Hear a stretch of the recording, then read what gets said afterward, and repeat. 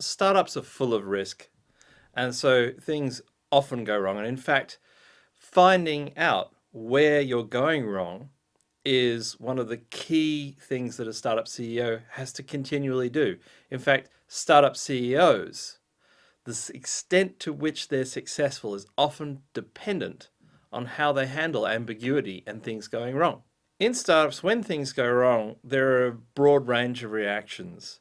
Now, the more experienced CEOs will tend to take something going wrong in their stride. They'll look to make small adjustments to try and narrow it down, to try and figure out how to keep doing what they're doing and with minimum cost solve whatever's gone wrong.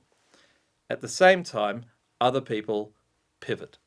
A pivot, interestingly enough, is a very good sounding word. It sounds like you're doing something active and powerful. And I think that's why it's become popular. All it really means is a major change in direction for the company or its products. And when you are pivoting, really you're trying to avoid complete failure, generally speaking. Although sometimes people pivot to try and take advantage of a bigger opportunity.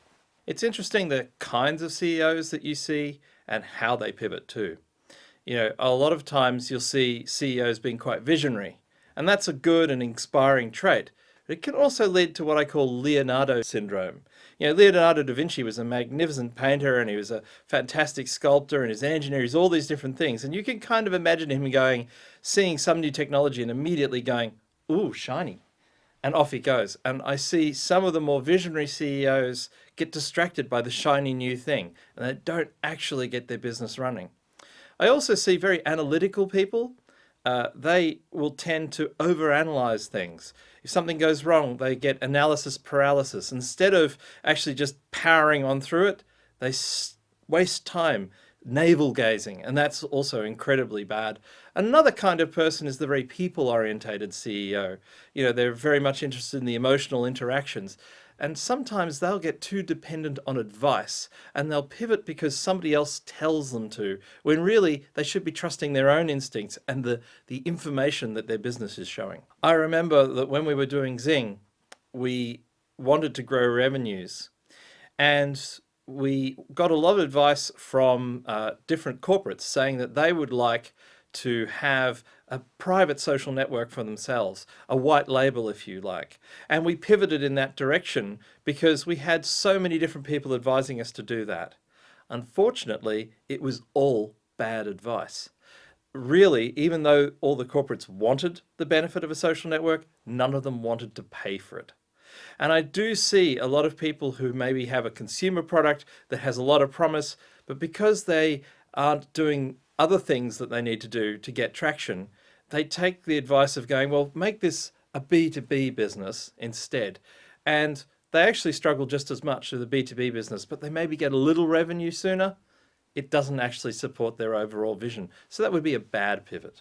It's amazing. When I joined SOS Ventures as an investor, we were pretty much following a fairly standard model of investment. We were maybe doing more staged investments, but we had one program, which was China Accelerator and soon Hacks, that started to show us a very new way of getting better returns. And we actually pivoted the whole company towards becoming the accelerator VC. And we went from being an investment focused on returns kind of business to focusing on returns and having an impact. And our internal view is we want to make the impossible inevitable. And if you're going to do that, you want to actually start at a very early stage and run accelerators. And even within the accelerators, we even had a small pivot there that we went into vertical accelerators and in my own case, into independent biotech acceleration, which is a long way away from where we started. So in fact, a couple of pivots. One thing to be really clear about is you should always resist pivoting if you can. It's very resource intensive. Unless you have a great combination of the vision, good data, a real understanding of what the market needs, and a team able to deliver in that new direction, resist pivoting at all costs. Pivoting is often used to cover up bad practice or even laziness or simple distraction. Pivoting should be your last resort. Now, that said, most businesses do pivot at one point or another, and that's okay, but resist it. It's not a cool thing, even though it has a cool sounding name. When you have a product and there's no product market fit, that actually is a great reason to pivot that product.